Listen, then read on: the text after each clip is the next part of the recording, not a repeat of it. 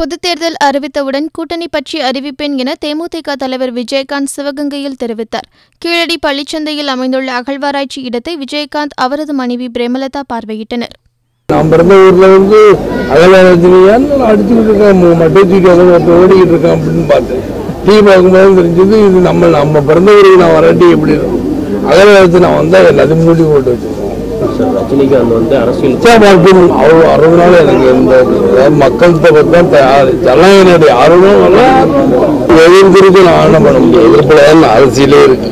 தமிழ்நாட்டில் சட்டமொழி அரிப்பை கிடக்கும். சட்டமொழி கலையும் தேர்தல் வரும். நீ வந்து விரும்பி சொல்றாரு, ஓபிஎஸ் சொல்றாரு, எல்லாருக்கும் சொல்றாங்க. எல்லாருமே இந்த 4 வருஷம் எப்படி ஓட்டணுங்கிறத மக்களை பத்தி யாருமே திங்க் பண்ணல. 60 ஓட்டுனாலும் 2 கட்சி தரணும்னு நினைக்கிறேன். மக்களை பத்தி யாரும் சிந்திக்கிறான். ஒரு ஓட்டு 3 முதலமைச்சர் இங்க இருக்கணும். இங்க இந்த நாட்டுல இருக்கு, அதுவும் தமிழ்நாட்டுல பிரச்சனை நடக்குது.